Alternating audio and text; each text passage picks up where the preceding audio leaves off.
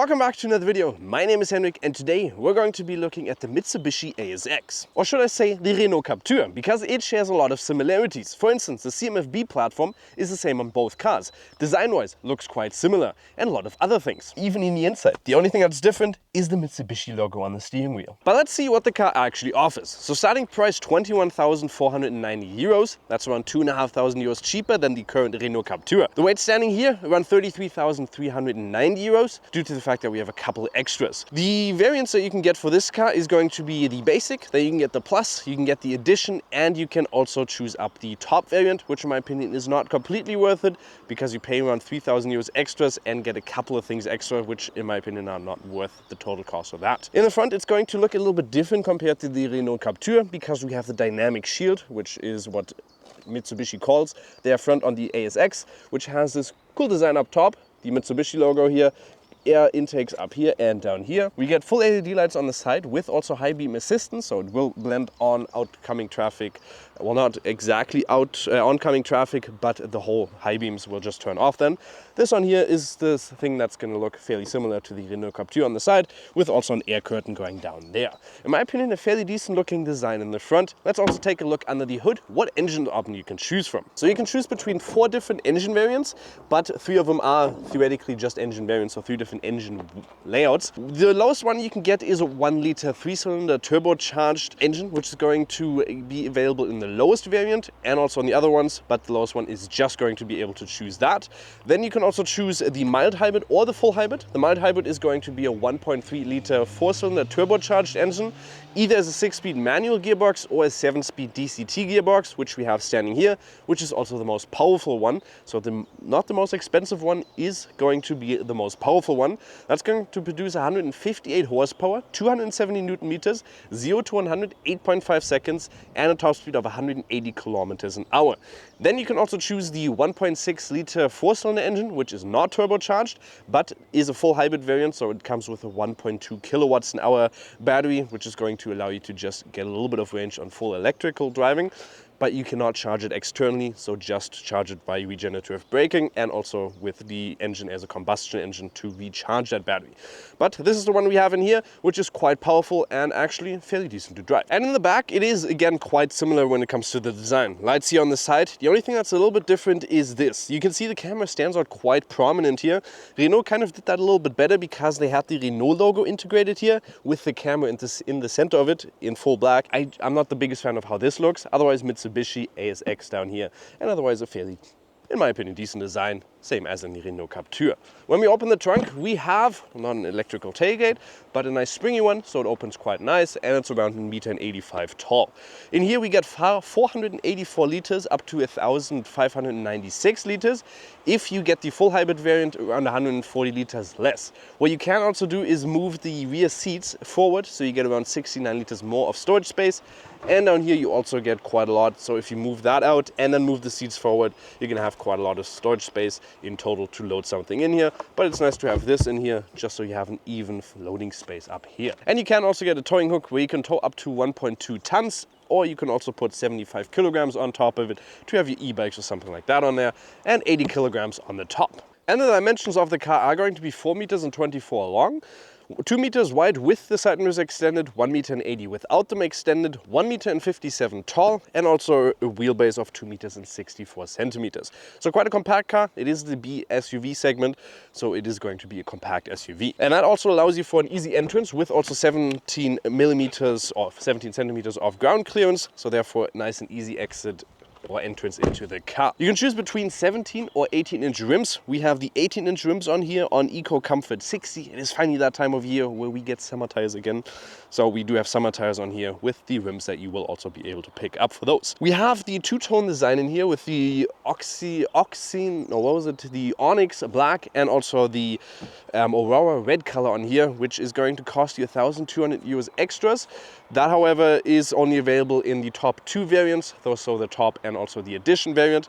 Automatically foldable side mirrors with also no keyless entry, but kind of a keyless entry. If you have the key, for instance, you go away from the car, it's going to lock automatically. It does that beep beep sound, and when you come close to it and you want to open the car, don't know if it's going to do on the passenger side, but it is, so it's going to open that. It's kind of that keyless entry with a range sensor on it. Otherwise, we get a fairly decent design in my opinion, with up here also the railings. We do have the rear black design, which you get in the Plus variant, so if you can get those tinted out, and also our fuel tank of 48 liters with a combined consumption of claimed around 6.2 WLTP. And the room in the back is really not that great unless you move the seats back as far as they can. And there you go. Like I said, you can move that to get more storage space in the back. So you move them all the way forward if you just want the most space, obviously. 1.80 meters tall, 5'11", quite a lot of space here. Footroom is quite plenty, knee room is quite plenty. And if you're a little bit taller, you can even squish your knees in there a little bit. So quite good. Headroom is going to be a little bit limited. I have around 3 centimeters of space up there. So if you're a little bit taller, your upper body is a little bit taller, then it's going to be looking a little bit less on the headroom. What I don't like is that you can see there are the carvings for your handles, but they're not really there, so you don't have any to grab onto. Like I like to call them the oh shit handles. We don't have any oh shit handles here. Otherwise, seating quality is quite nice. You're not going to have much side support. You'll definitely notice that when you're sitting in the front, but the quality feels quite nice and comfortable to sit over a long time. In the back, we also get our climatization here with not our own climate zone, 2 USB-Cs, and also a 12 volt there if you want to use that. On the side quality, everything's basically hard plastic there, apart from where you put your arm, which is good. So up here, this is going to be a little bit of a nicer quality, softer one, but up here, plastic, plastic, plastic, with your sound system on the bottom and your automatically windows. Otherwise, that's about it for the quality in the back. You get 2 lights up here, or actually 3, which you can turn on or off. A little bit funky to use. You can notice, why is this just bobbling around here? That's for your center seat, because we do have that like 3-point design in here. So you put it in there, and then you put the other one on the side, and then you obviously sit in the middle. So when you're driving, I'd definitely, and there's nobody sitting in the back, I'd probably definitely put this in here, because otherwise it's just going to move around here when you're driving a little bit more sporty into a corner. Don't really like that too much, so I'd put that down in there. And joining the inside of the Mitsubishi ASX now, you can see it looks fairly similar to a Renault Captur. When it comes to the inside, a fairly decent layout. I still like it. We have this, for instance, here in the center. If we press the start, you can see this lights up. So for our gear selector, you have a P down there. You also have your electrical parking brake as well as auto hold, and your perfect place to put your key. Down here, we also have an inductive loading space, which is really hidden. First time you step in here, you really don't notice it. The only way I noticed it is once I put my phone down there and a light started to illuminate. Otherwise, a little bit of storage space up there, 2 USB-Cs and another 12 volt up in the front. Physical buttons here for your climatization, which is always quite nice. Otherwise, you have this fairly big display with Apple CarPlay, Android Auto built into it, or also Google Maps built into it straight away, which again is quite nice. I always love to have Google Maps integrated in there. That's why I think Renault has one of the best infotainment system when it comes to the navigation. Google, in my opinion, is the best navigation. A very, very big glove compartment down there. It goes really far down. Can't even put my arm all the way down there because it is so long. Up here, a little bit of softer material, piano black there, and another little bit of softer material here. Quality really isn't that bad on the side here, obviously. Also not that bad, soft material everywhere apart from down here and here. Steering wheel, similar to Dacia and Renault, you have the physical buttons, always nice, and also the knob here on the side for your sound system and stuff like that. For the digital cockpit, you can also get a 7-inch mix of analog and also digital. And on the side here, we have a couple of system buttons where, for instance, if we start the car, that's also the engine coming to life. You can press this once and then twice, and that's your My Safety personal settings. So your EU warning assistant, stuff like that, is integrated in that. You press it twice, it's turned off. Quite nice. Otherwise, up here we can, for instance, go to the car, and that's the typical Renault layout, where you have a vehicle drive assistant. So let's quickly go in there. Again, you can configure your My Personal settings. We have lane keeping assist, speed limit change alert turned off, and the oval speed sound warning turned off. You can change a couple of things, press it twice, and it's all turned off, and the way you like it. Otherwise, you have comfort, and you also have parking, so you can see all of the different safety features in here. Let's go into the reversing camera to see how that looks. We have a full 360-degree camera in here. Obviously not a very high quality, but at least you have it. So you can press on here, and you can see your wheels and rims on the side. And we also have moving trajectory lines, which is always nice to have. Let's go and start driving this car now. And one thing I have noticed when driving this is that the gas pedal responsiveness is a little bit of a jerky one. You're gonna have to get used to it, especially when you're at lower speeds.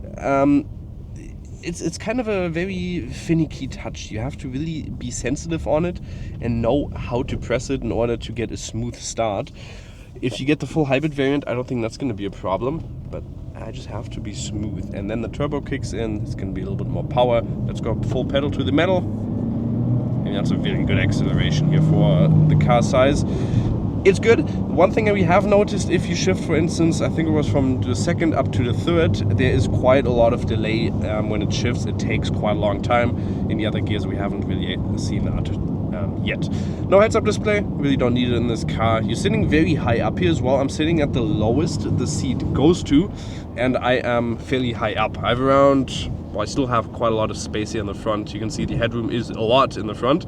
But I feel like I'm looking over the road. I have a nice view of the road, and it feels like I'm just on top of the road. It feels good, especially if you're a little bit older. It's kind of what you like. I know a lot of older people, they like to sit up a little bit higher, have a good view of the road.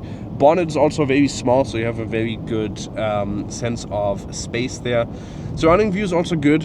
Big windows here on the side, big window on the front, big window on the rear. We also have a small window there in the C-pillar, which is going to allow you to again have a decent surrounding view, and you also get that 360-degree camera. If you look on the side, we do also have blind spot assistant, which again is quite nice, and lane keeping assist, adaptive cruise control, which is always nice if you're going over longer journeys. You can set your cruise control and don't have to worry about too much, and let go of the steering wheel for a little bit before it tells you go back and please press the steering wheel to know you're still there. What we have also noticed is the steering input is a little bit of, well, very indirect and very light. So you can change things in here. If you go, for instance, up here into the driving and you go into the vehicle, and then you go, actually not the vehicle, into the settings. No, configure, there it was. And then steering effort, you can change it between high, and you can also change it between low. Honestly, I do not feel a difference there. I'm just going to keep it on medium. I think you notice it more if you're driving in the city to see how much steering input you need there. And vehicle dynamics, you can also put it into normal, sport, or completely off. Don't know, vehicle dynamics off, so it's not dynamic at all. Don't really know what that means. Maybe change something in the ESC. But here at higher speeds, you can feel it is just very light, and it doesn't give you much feedback of what you're driving. 158 horsepower is definitely not little, and therefore you still get a good kick. Overtaking is going to be no issue, and also starting off when you're driving anywhere, accelerating up to 100 kilometers an hour in 8.5 seconds is definitely not slow and decent for this car, maybe even a little bit too much. You don't really need those 458 horsepower. It does give you a good kick, and like I said, maybe a little bit too much for this car. Body lean and stuff like that is definitely going to be noticeable. Suspension-wise, it's a good mixture between comfortable and also, well, it's going to have limited somewhere. You will notice some bumps, bigger bumps, definitely in your back. But still, I think for the price, it's a fairly decent suspension and does a good job of smoothing out those bumps. And here, isolation also fairly decent at 80. Really don't have to speak up at all. And it sounds fairly nice and quiet in here. Comparing to something like a Ford Bronco, that was quite loud. But that's a completely different car. I'm just saying that because we were driving this car from Kassel down to Cologne, which is around a 250 kilometers stretch. And I was driving the Bronco and he was driving in here, and we were driving back with this car and left the Bronco there. And this was just so much nicer to drive in because it is so quiet. Let's also take a look at the consumption. As you might be able to see here, we're looking at currently 6.7 liters. That includes around that stretch from Kassel or Cologne to Kassel, which we drove fairly sporty at sometimes even top speed of the car, which does go to 191, I think we had at top speed. So GPS probably like 182, 184, maybe somewhere right about there, or maybe even 180. There goes suspension. Does a good job. And before that, he was driving around 130 with the limiter down there at 250 kilometers. And we had an average consumption, I think, down to even 4.9 liters, so fairly efficient at those speeds. And when you're driving this in the city, I think you can get it down to I'd say around 6.2, maybe even what they claimed of those 6 liters WLTP. So fairly good. If you want obviously lower consumption, the full hybrid variant is claimed at around 4.7 up to 4.9, but it's going to cost you a little bit of an extra price.